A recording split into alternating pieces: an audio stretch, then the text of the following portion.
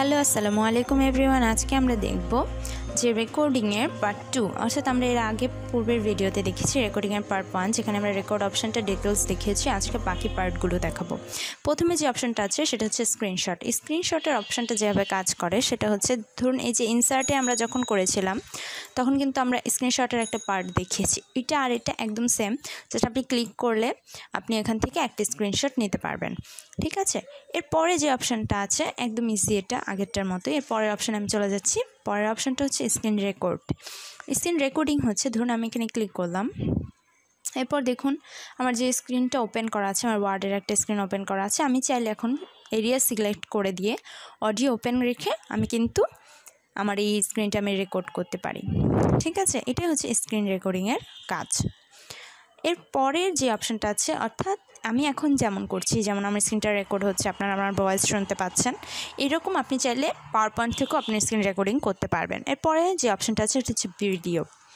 ভিডিওর অপশানটা হচ্ছে, ধরুন আপনার কম্পিউটারে কোনো ভিডিও আপনি মেক করেছেন এবং সেটা আপনি পাওয়ার পয়েন্টে ইনসার্ট করতে চান। সেক্ষেত্রে আপনি জাস্ট ভিডিওটা সিলেক্ট করে এখানে যদি আপনি ইনসার্ট দিয়ে দেন, ভিডিওটা ইনসার্ট হয়ে যাবে। ওকে, আমি ইনসার্ট দিলাম, দেখি ভিডিওটা আসে কিনা। জাস্ট আমি ওয়েট করছি। দেখুন আমার ভিডিওটা কিন্তু এখানে চলে এসেছে। জাস্ট আমি যদি এখানে প্লে দিই, যে ভিডিওটা চলতে শুরু করেছে। ওকে, এটাই হচ্ছে প্রসেস ভিডিও ইনসার্ট করার। এই ভিডিও যে আমরা এখান থেকে ইনসার্ট করলাম, এটা কিন্তু আমরা ইনসার্ট থেকেও চাইলে করতে পারি। এখানেও কিন্তু ভিডিওর একটা অপশান থাকে ইনসার্ট করার।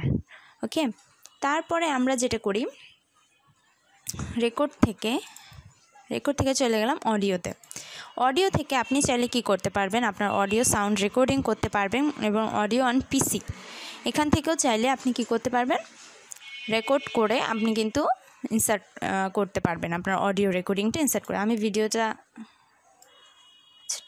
ছোট করে দিই যাতে করে লোগোটা দেখা যায়, অ্যান্ড আমার আগের স্লাইডটাও থাকে এখানে। ওকে, এখান থেকে আপনি চাইলে অডিও ইনসার্ট করতে পারবেন।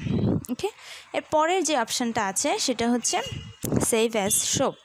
এটা হচ্ছে আপনি চাইলে PPSX যেটা, ওই ফরম্যাটে আপনি এখান থেকে প্রেজেন্টেশনটা কী করতে পারবেন, সেভ করে রাখতে পারবেন, যেটা হচ্ছে শো করবে।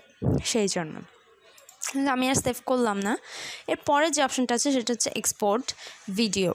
অর্থাৎ আপনি যে স্লাইডটা তৈরি করেছেন সেটা আপনি যদি ভিডিও আকারে কি করতে চান, মেক করতে চান। আমরা কিন্তু পূর্বে কীভাবে ভিডিও মেক করতে হয় সেটা আমরা দেখেছি, অ্যানিমেশন ভিডিও কীভাবে মেক করতে হয় সেটা কিন্তু আমরা দেখেছি। ওই এক্সপোর্টের কাজটা আপনি এখান থেকেও চাইলে করতে পারেন, অথবা এই যে ফাইল থেকে গিয়ে এক্সপোর্টে গিয়ে ক্রিয়েট ভিডিও এখান থেকেও করতে পারেন। অর্থাৎ এই কাজটা কিন্তু ফাইল থেকেও করা যায়, যেমন এখানে স্ক্রিনশটের কাজটা আপনি ইনসার্ট থেকে কিন্তু করতে পারতেন।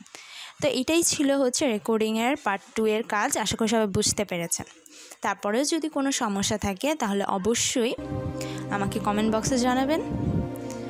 থ্যাংক ইউ অ্যান্ড আল্লাহ হাফেজ।